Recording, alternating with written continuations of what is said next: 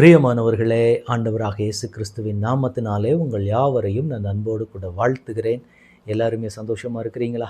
இந்த நாளிலே தேவனாகிய கர்த்தர் நம்மோட கூட பேசுகிற ஒரு வார்த்தை என்னவென்றால், 2 கொரிந்தியருக்கு எழுதின நிருபம் 10ஆம் அதிகாரத்தினுடைய 18ஆம் வசனம். தன்னைத்தான் புகழுகிறவன் உத்தமன் அல்ல, கர்த்தரால் புகழப்படுகிறவனே உத்தமன்.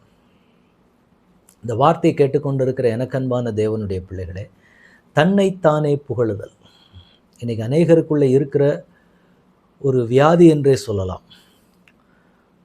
தனக்கு கிடைக்கப்பட்டிருக்கிற ஸ்தானமாக இருக்கட்டும், தனக்கு கிடைக்கப்பட்டிருக்கக்கூடிய பதவி, வருமானம், இவைகள் எல்லாம் வைத்துக்கொண்டு தனக்கு ஆள்பலம் இருக்குது, பணபலம் இருக்குது அப்படின்னு சொல்லிட்டு தன்னை ஒரு பெரிய மனிதர்களாக காட்டிக்கொள்ளுகிற ஒரு உலகம் அது. ஆனால் வேதம் என்ன சொல்லுகிறது அப்படின்னு பார்க்கும்போது, தன்னைத்தான் புகழுகிறவன், நான் எப்படிப்பட்ட ஆள் தெரியுமா?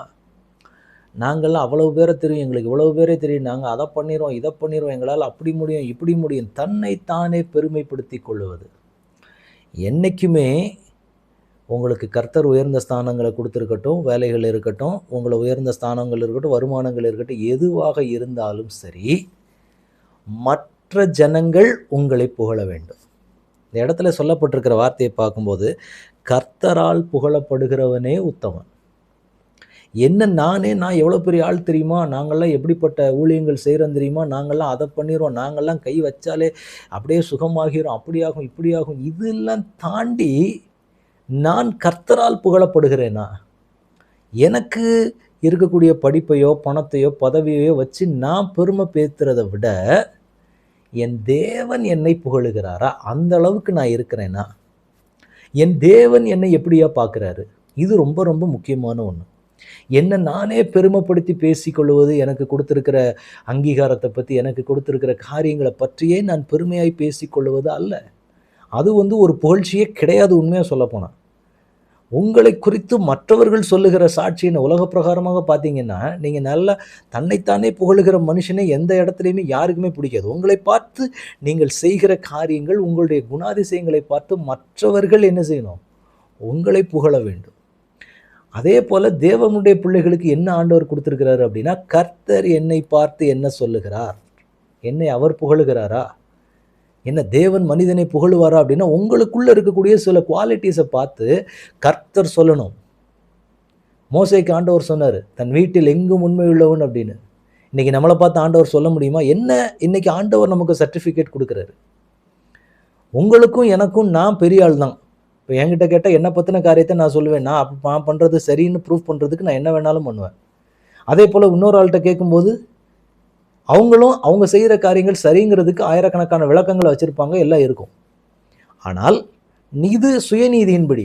ஆனால் தேவனுடைய நீதியின்படி நான் யார் அப்படிங்கிறது என் இருதயத்துக்குள்ளே என்ன ஓடுது. நான் வெளியில் ஒரு பெரிய பரிசுத்தவானை போல் நான் காண்பித்து கொண்டாலும் என் இருதயம் உள்ளே என்ன நடக்குது, நான் எப்படிப்பட்ட மனுஷனாக இருக்கிறேங்கிறது அவருடைய கண்ணுக்கு மறைவு கிடையாது. நான் இப்போ ஒரு காரியத்தை செய்கிறேன்னா அது என்ன நோக்கத்தில் நான் செய்கிறேங்கிறது மற்றவங்களுக்கு தெரியாது. வெளியில் நான் காமிச்சிக்கலாம், என்ன இதுக்காக தான் நான் பண்ணுறேன், இந்த மாதிரி காரியத்துக்காக தான் நான் செய்கிறேன்னு நான் சொன்னாலும் எனக்குள்ளே என்ன நடக்குதுங்கிறது என் தேவனுக்கு தெரியும். அவர் சொல்லணும், அவர் என்னை புகழ வேண்டும். எனக்குள்ளே இருக்கக்கூடிய தாளந்துகளை பார்த்து, எனக்குள்ளே இருக்கிற கிருபைகளை பார்த்து, நான் என்ன காரியத்தை செய்கிறேன்னு சொல்லி எனக்குள்ளே இருக்கக்கூடிய அந்த கேரக்டர், அந்த குவாலிட்டியை பார்த்து ஆண்டவர் என்ன சொல்லணும் அப்படின்னா, என் இருதயத்திற்கு ஏற்றவன் என்று சொல்ல வேண்டும். என் வீட்டில் எங்கும் உண்மையுள்ளவன் என்று என்னை பார்த்து தேவன் சொல்ல வேண்டும். அதுதான் உண்மையான புகழ்ச்சி. இல்லை நான் ரொம்ப பெரிய ஆள், இது தேவனுக்கு அருவருப்பான ஒன்று. அதை தேவன் என்றைக்குமே விரும்புகிறது கிடையாது. தன்னைத்தான் புகழுகிறவன் உத்தமனே கிடையாது. இது இருக்கிற வேதம் அப்படித்தான் நம்ம காண்பிச்சு. அப்படி யாராவது தற்பெருமை பேசுகிறாங்க அப்படின்னா அவங்க உத்தமர்கள் அல்ல என்று வேதம் சொல்லுகிறது. அவங்க உத்தமர்கள் கிடையாதுப்பா. கர்த்தரால் புகழப்படுகிறவனே உத்தமன். கர்த்தர் ஒருத்தனை பார்த்து சொல்கிறார். இன்றைக்கி உங்களை என்னையும் பார்த்து கர்த்தர் என்ன சர்டிஃபிகேட்டுங்க கொடுக்க முடியும்? கொஞ்சம் யோசிச்சு பாருங்கள். தேவன் இன்றைக்கு உங்களை என்னையும் பார்க்குறாரு. அவருடைய கண்ணுக்கு முன்னாடி மறைவே கிடையாது. சகலம் அவருடைய பார்வைக்கு நிர்வாணமாக இருக்கிறது என்று வேதம் சொல்லுகிறது. அப்போ அவர் என்னை பார்த்தார்னா என்னுடைய குணத்தை பார்த்து, என்னுடைய காரியத்தை பார்த்து அவர் இன்றைக்கு என்ன சொல்ல வேண்டும்? நான் நேசிக்கிற மகன் அப்படிங்கிறாரா? உனக்குள்ளே இருக்கக்கூடிய இந்த சுபாவம் எனக்கு பிடிச்சிருக்குது அப்படின்னு ஆண்டவர் நம்மளை பார்த்து சொல்ல முடியுமா? உன்னுடைய சத்தம், உன்னுடைய நீ ஏறெடுக்கக்கூடிய அந்த இருதயத்தின் மன்றாட்டு எனக்கு ரொம்ப பிடிச்சிருக்குது அப்படின்னு சொல்லி ஆண்டவர் என்ன சொல்லணும், நான் நேசிக்கிற பாத்திரம், இவங்க எனக்கு முன்பாக பரிசுத்தமாக நிற்கிறவர்கள், இவர்கள் எனக்கு முன்பாக உண்மையாய் நிற்கிறவர்கள், இவர்கள் உண்மையாய் எந்த எதிர்பார்ப்பும் இல்லாமல் என் சமூகத்தில் வந்து ஜெபிக்கவும் ஊழியங்களை செய்கிறவருமாய் நிற்கிறாங்கன்னு சொல்லி கர்த்தர் சொன்னால் மட்டுமே நான் உத்தமன்.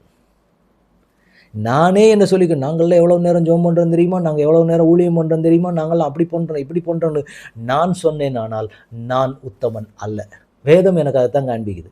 அதை என் தேவன் சொல்லணும். என் பிள்ளை என் சமூகத்தில் இவ்வளோ நேரம் வந்து நிற்கிது, எந்த எதிர்பார்ப்புமே இல்லாமல் என் காரியத்தை செய்கிறாங்க, என்ன மேலே வைக்கப்பட்ட வைராக்கியத்திற்கும் அன்பிற்கும் என் பிள்ளை இதை செய்கிறதுன்னு சொல்லி இயேசு கிறிஸ்து நம்மை குறித்து சாட்சி சொல்ல வேண்டும்.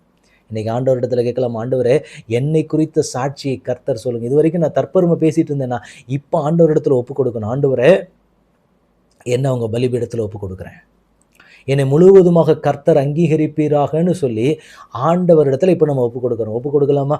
தகப்பனே உடைய கரத்தில் எங்களை முழுவதுமாக ஒப்பு கொடுக்குறோம். இந்த நாளிலே பரலோகத்தின் தேவன் எங்களோட கூட பேசின வார்த்தையின்படியே எங்களை உங்க பலிபீடத்தில் ஒப்பு கொடுக்குற ஆண்டவரே. எல்லா தடைகளும் இயேசுவின் நாமத்தினால மாறட்டும். எங்களுக்குள்ளாக எங்களை நாங்களே பெருமைப்படுத்தி பேசுகிற அனுபவம் இல்லாதபடிக்கு என் தேவன் என்னை புகழவும், என் தேவனால் நான் புகழப்படுகிற அனுபவத்துக்குள்ள நான் வர என்னை முற்றிலுமாக உடைய பலிபீடத்தில் ஒப்புக் கொடுக்கிற ஆண்டவரே. கர்த்தருக்கு பிரியமானவனாக, கர்த்தருடைய சாட்சியை நிறைவேற்றுகிறவனாக நான் என்றைக்குமே நிற்க என் பரலோகத்தின் தேவன் எங்களுக்கு கொடுக்க போகிற கிருபைக்காக உமக்கு நன்றி செலுத்துகிறோம்.